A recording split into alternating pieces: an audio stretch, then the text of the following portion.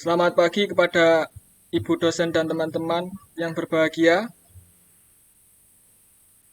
Pertama-tama, marilah kita panjatkan puji syukur kepada Tuhan Yang Maha Esa karena telah memberikan rahmat, kesehatan, dan keselamatan sehingga kita dapat berkumpul pada presentasi kali ini. Topik yang akan kami bahas pada presentasi ini adalah makna konsep organisasi dalam sistem informasi manajemen. Perkenalkan, nama saya Muhammad Rehan Ali, bertugas sebagai moderator yang akan membimbing jalannya diskusi ini. Adapun anggota kelompok saya, yang pertama Komang Dedi Aldiana, yang kedua Luh Putu Wulandari, yang ketiga Komang Elsa Nindi Andriani, yang keempat Putu Aldi Vanessa. Adapun pokok pembahasan yang akan dibahas: A. Hakikat organisasi, B. Perencanaan dan pengendalian organisasi, C. Interaksi manusia dalam organisasi, D. Organisasi dalam sistem informasi. Baik teman-teman, langsung saja kita mulai ke materi yang pertama yang akan disampaikan oleh Komang Dedi Aldiana. Waktu dan tempat dipersilahkan.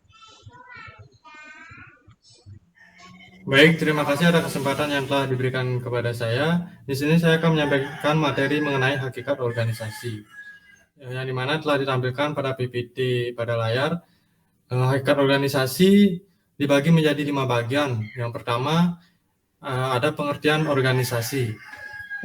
Pengertian organisasi adalah wadah yang memungkinkan masyarakat dapat meraih hasil yang sebelumnya tidak dapat dicapai oleh individu secara sendiri-sendiri. Organisasi merupakan suatu unit terkoordinasi yang terdiri atas setidaknya 2 orang berfungsi mencapai satu sasaran tertentu atau serangkaian sasaran. Kemudian yang kedua ada unsur-unsur organisasi. Menurut Prayitno 1997 halaman 49, organisasi yang mencakup unsur-unsur vertikal dan horizontal dikehendaki berbagai tuntutan.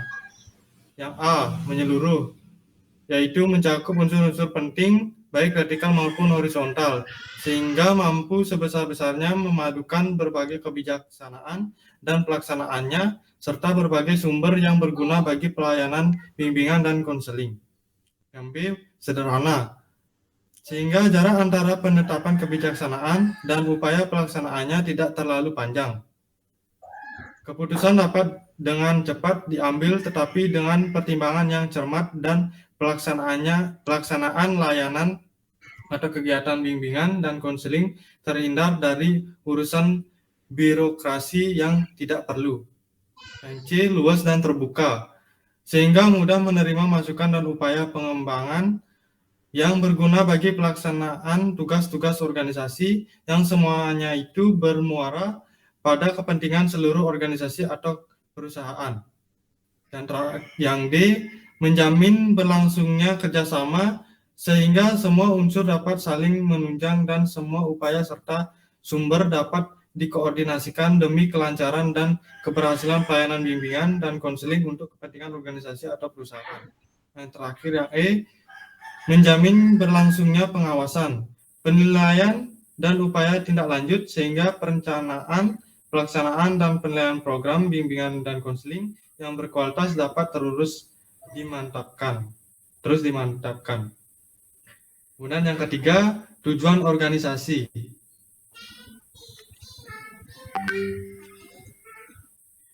Tujuan organisasi yaitu yang pertama, keuntungan adalah kekuatan motivasi bagi wiraswastawan. Yang kedua, pelayanan pada pelanggan dengan menyediakan nilai ekonomis yang dibutuhkan, barang dan jasa membenarkan keberadaan organisasi bisnis. Yang ketiga, tanggung jawab sosial bagi wiraswastawan sesuai dengan kode etik dan moral yang dibuat oleh masyarakat tempat industri tersebut berada. Kemudian yang keempat, manajemen dalam organisasi. Ada organisasi politik. Organisasi politik bertujuan untuk menyalurkan aspirasi rakyat melalui aturan kelembagaan politik tertentu atau meraih kekuasaan sebanyak-banyaknya agar perannya sebagai pembawa aspirasi rakyat dapat diwujudkan secara optimal. Yang kedua ada organisasi sosial. Organisasi ini memiliki tujuan yang berbeda dengan organisasi politik. Organisasi sosial biasa tidak bertujuan untuk menyalurkan aspirasi rakyat melalui kegiatan perebutan kekuasaan. Organisasi sosial bertujuan untuk menjawab aspirasi rakyat melalui pemberian sumbangan, pelatihan-pelatihan, dan sebagainya. Ketiga ada organisasi bisnis. Organisasi bisnis bertujuan untuk memperoleh profit. Kemudian yang kelima, model dasar struktur organisasi. Model dasar struktur organisasi menekankan garis wewenang, kesatuan perintah, rentang kendali yang sempit, dan penggunaan dukungan staf terhadap organisasi tersebut. Yang dibagi menjadi A, model dasar organisasi. Model dasar ini bekerja dengan memuaskan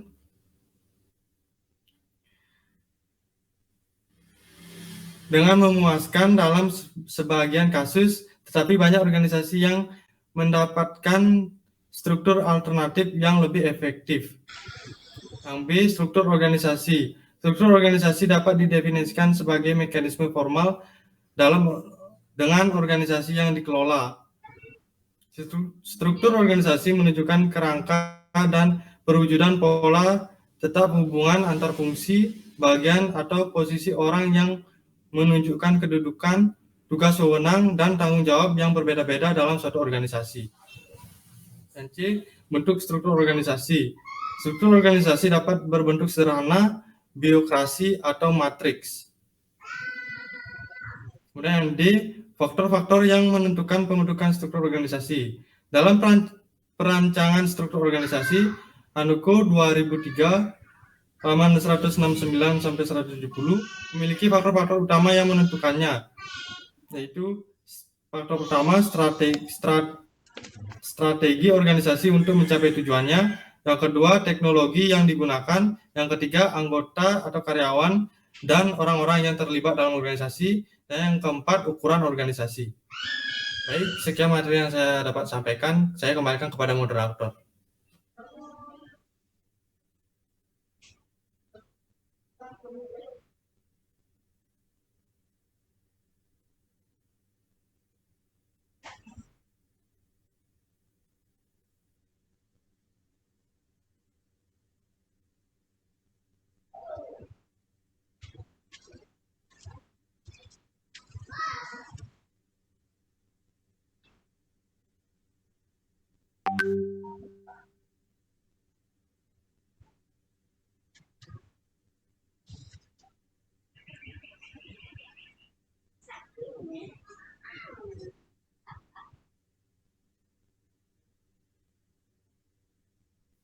Untuk Raihan, materi selanjutnya. Baik, terima kasih atas materi yang telah disampaikan. Untuk materi selanjutnya akan disampaikan oleh Luh Putu Wulandari. Waktu sudah tepat, dipersilahkan.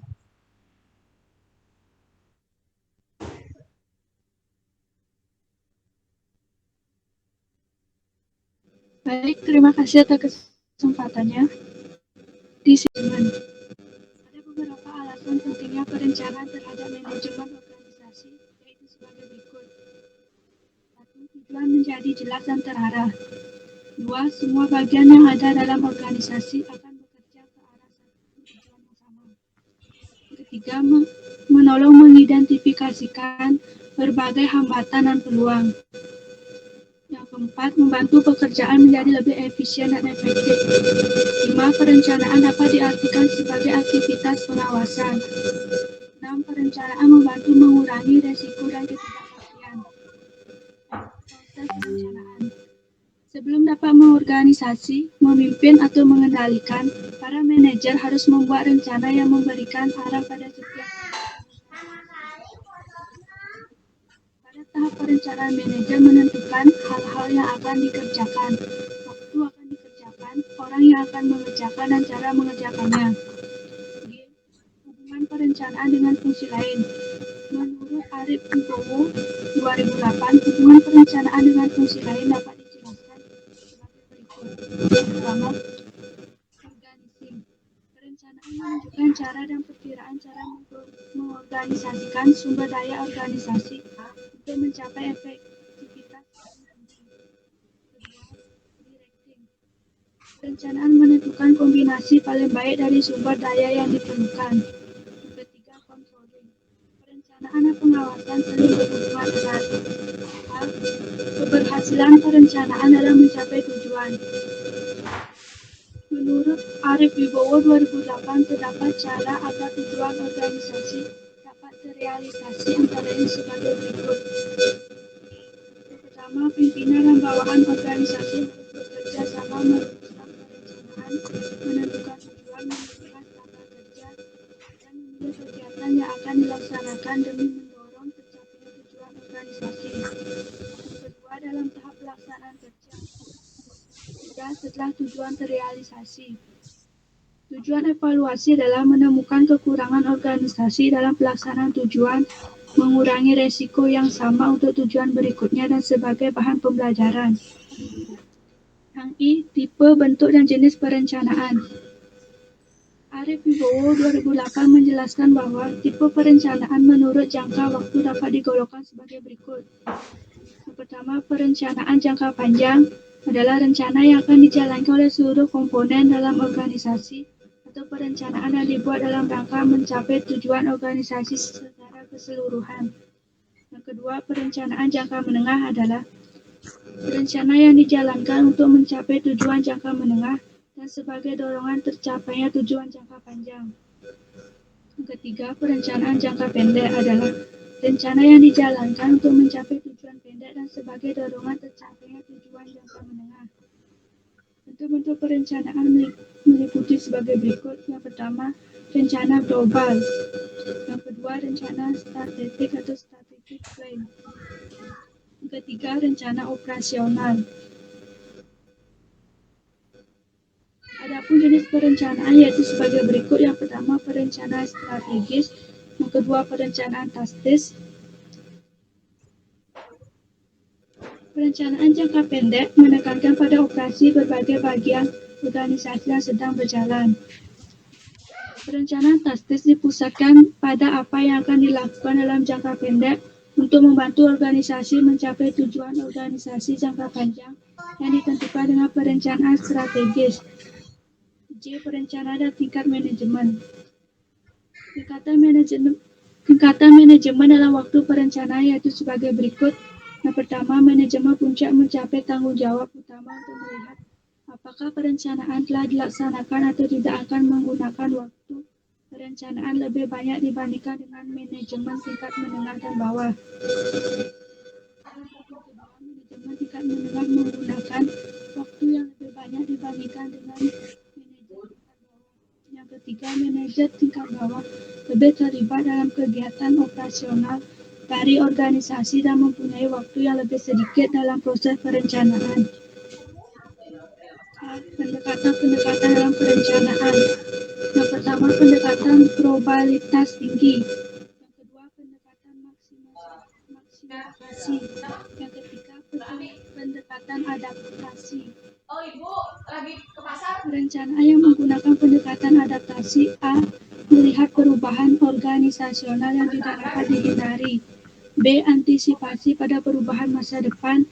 C. Menentukan dan menganalisis organisasional cara memodifikasi organisasi ketika untuk berubah. I. Alat-alat perencanaan meliputi yang pertama, peramalan. Yang kedua, metode analisis runtun waktu. Yang ketiga, penjadwalan. Daftar aktivitas merupakan bagian integral dari rencana organisasional. Dua macam penjadwalan. Yang pertama, petagen. Yang kedua, program evaluation and review.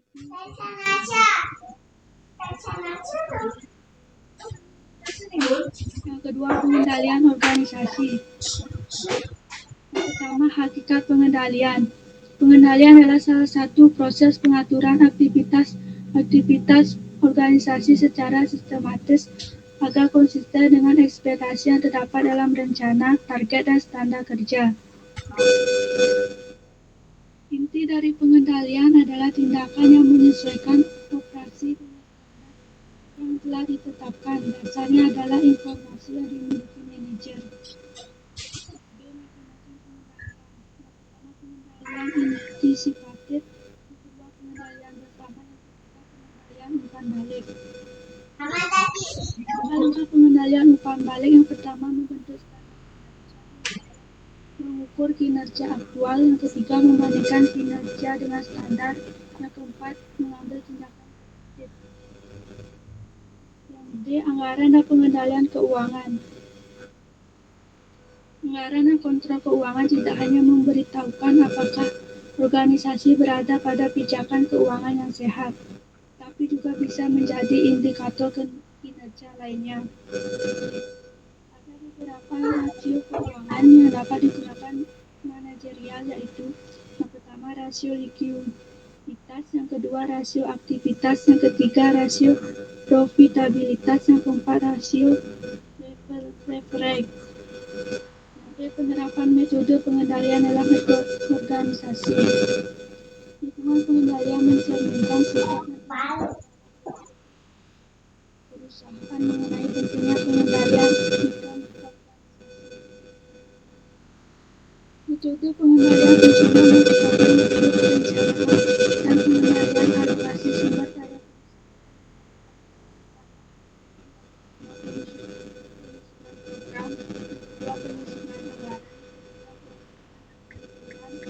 dan yang keempat laporan dan analisis.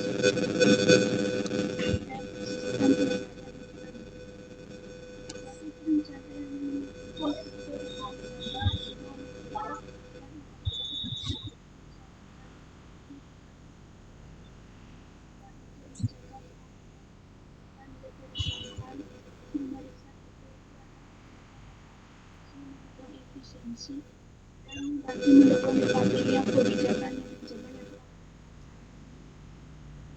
Dari definisi di atas tampak bahwa tujuan adanya pengendalian intern yaitu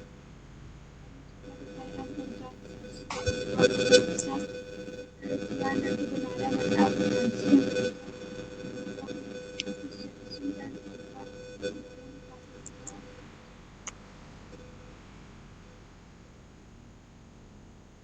dari tujuan tersebut, sistem pengendalian intern dapat dibagi menjadi dua, yaitu pengendalian intern akuntansi dan pengendalian intern administratif.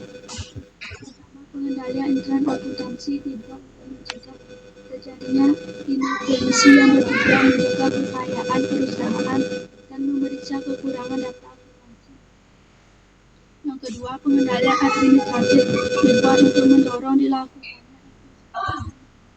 dipatuhinya kebijakan manajemen atau dikerjakan setelah adanya pengendalian akuntansi. G. Elemen pengendalian internal. Elemen pengendalian meliputi lingkungan pengendalian, sistem akuntansi, dan prosedur pengendalian. Penjelasan elemen-elemen tersebut antara lain sebagai berikut.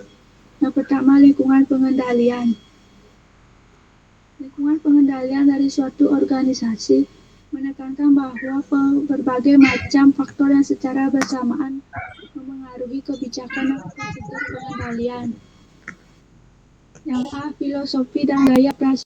Yang pertama, ada keamanan yang memadai terhadap aset dan catatan. Keamanan yang memadai meliputi pembatasan akses ke tempat penyimpanan aset dan catatan perusahaan untuk menghindari terjadinya pencurian data ataupun aset perusahaan. Yang kedua ada pengecekan independen terhadap kinerja. Semua catatan mengenai aktiva yang ada harus dibandingkan atau dicek secara periodik dengan aktiva yang ada secara fisik. Pengecekan ini harus dilakukan oleh suatu unit organisasi yang independen. Selain unit fungsi penyimpanan, unit fungsi operasi, dan unit fungsi pencatatan untuk menjaga objektivitas pemeriksaan.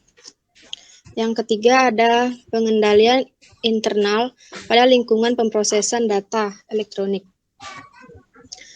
Sistem pengendalian internal Dalam perusahaan yang menggunakan manual system, dalam akuntansinya lebih menitik beratkan pada orang yang melaksanakan sistem tersebut. Untuk menciptakan sistem pengendalian internal dalam lingkungan PDE, perlu diadakannya pemisahan fungsi-fungsi berikut. Yang pertama, fungsi perancangan sistem dan penyusunan program. Yang kedua ada fungsi operasi fasilitas pengolahan data. Yang ketiga ada fungsi penyimpanan, proses, dan perpustakaan. Pemisahan tersebut dilakukan dengan tujuan yang pertama menciptakan cross-check terhadap ketelitian dan kewajaran terhadap perubahan yang dimasukkan ke dalam sistem. Yang kedua, mencegah seseorang yang tidak berhak untuk mengakses komputer. Yang ketiga, mendorong efisiensi karena adanya spesialisasi. Selanjutnya, yang keempat ada pengendalian terhadap sistem dan program. Pengendalian umum yang bersangkutan terhadap sistem dan program meliputi A. Prosedur penelaah dan pengesahan sistem baru. B. Prosedur pengujian program. C. Prosedur pengubahan program. Dan D. Dokumentasi.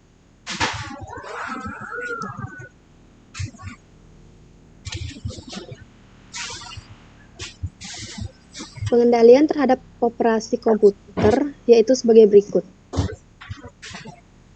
Yang pertama, akses ruang komputer yang terbatas.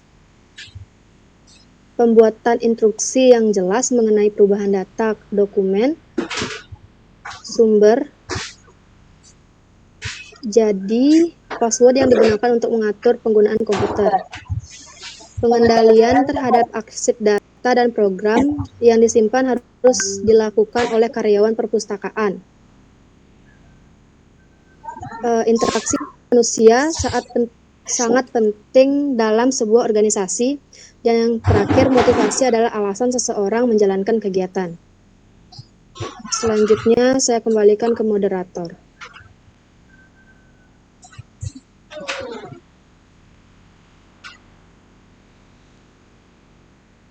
Terima kasih atas materi yang telah disampaikan. Untuk materi yang terakhir akan disampaikan oleh Putu Aldi Vanessa. Waktu dan tempat dipersilakan. Baik, terima kasih atas kesempatan yang diberikan. Di sini saya akan mempresentasikan materi tentang organisasi dalam sistem informasi. Dan materi pertama yaitu lokasi sistem informasi dalam suatu organisasi. Lokasi sistem informasi di dalam suatu organisasi belum ada kesepakatan. Ada yang memisahkan dalam departemen sendiri, yaitu departemen sistem informasi, dan ada yang menggabungnya dengan departemen lain. Misalnya dengan departemen akuntansi yang di bawah koordinasi controller atau kepala eksekutif atau manajer tingkat atas akuntansi yang mempunyai fungsi perencanaan, pengendalian, pelaporan, akuntansi, dan tanggung jawab yang penting lainnya. Dan jika departemen sistem informasi di bawah controller bersama-sama dengan departemen akuntansi, biasanya departemen sistem informasi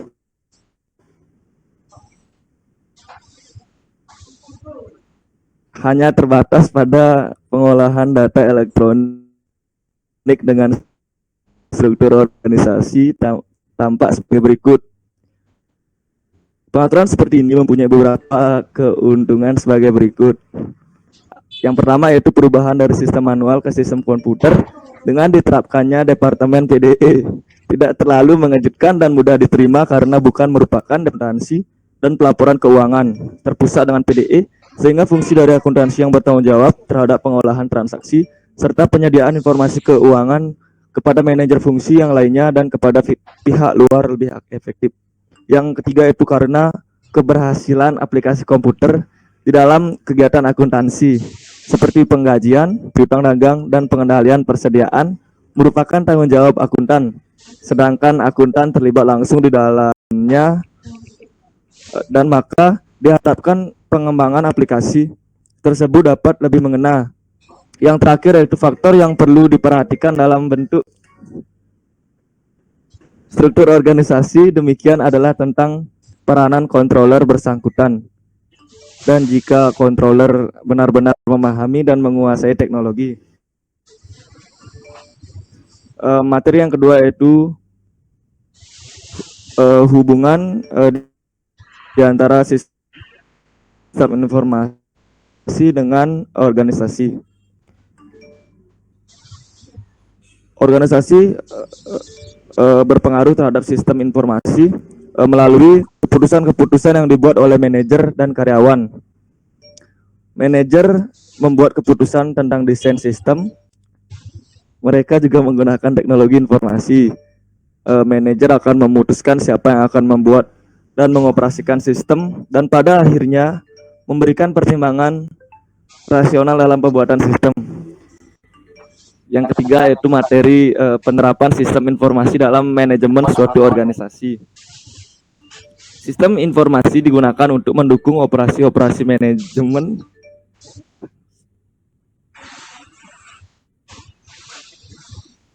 sistem informasi digunakan untuk mendukung operasi-operasi manajemen yang dilakukan oleh suatu organisasi,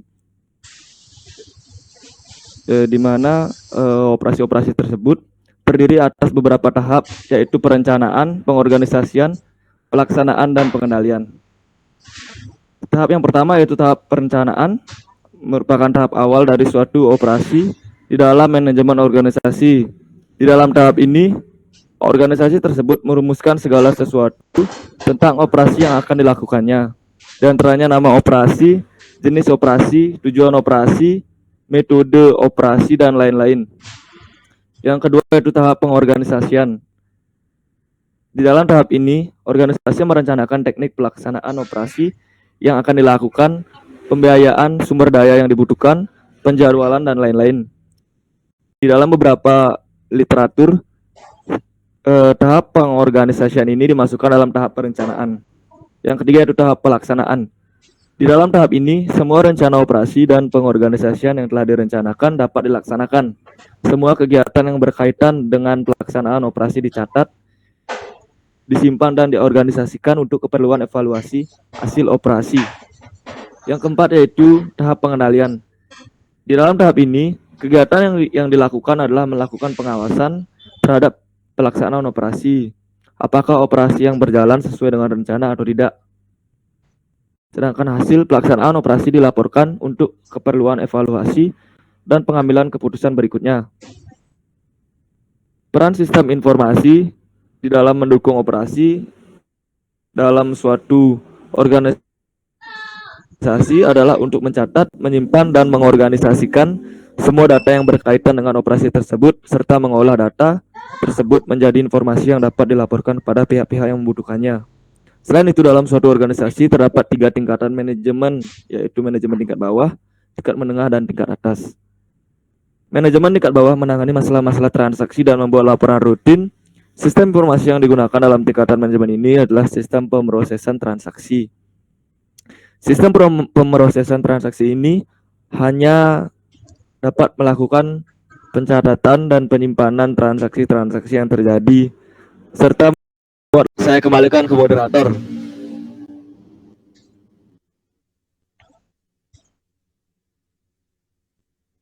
Baik, terima kasih atas materi yang telah disampaikan. Sebelum mengakhiri presentasi kali ini, izinkan saya menyampaikan kesimpulan dari materi yang telah disampaikan. Organisasi adalah wadah yang memungkinkan masyarakat dapat meraih hasil yang sebelumnya tidak dapat dicapai oleh individu secara sendiri-sendiri. Organisasi merupakan suatu unit terkoordinasi yang terdiri atas setidaknya 2 orang, berfungsi mencapai satu sasaran tertentu atau serangkaian sasaran. Pengendalian adalah suatu proses pengaturan aktivitas-aktivitas organisasi secara sistematis, adalah konsisten dengan ekspektasi yang terdapat dalam rencana, target, dan standar kinerja. Sistem informasi di dalam bisnis saat ini bergerak dari suatu tradisi di mana mereka pada saat lalu mengabaikan mendelegasikan atau menolak keputusan tentang pemakaian teknologi informasi, dan mengakibatkan mereka tidak dapat membuat suatu rencana pemasaran, produksi, hubungan antar organisasi, ataupun perencanaan keuangan dengan sesegera mungkin. Dapat dilihat dari kasus-kasus bahwa sistem informasi di dalam organisasi membantu penyelesaian masalah-masalah yang ada dan juga dapat memberikan peluang bagi perusahaan untuk meraih keunggulan bersaing. Ada banyak cara menggunakan sistem informasi di dalam bisnis di mana mereka pegawai manajer eksekutif aktif di dalamnya dan agar dapat menentukan kinerja yang akan dicapai seperti memecahkan masalah bisnis dan melihat peluangnya. Baik, demikian presentasi dari kelompok kami. Saya sebagai moderator memohon maaf atas kekurangan pada penyampaian presentasi kelompok kami dan terima kasih atas perhatiannya. Selamat pagi.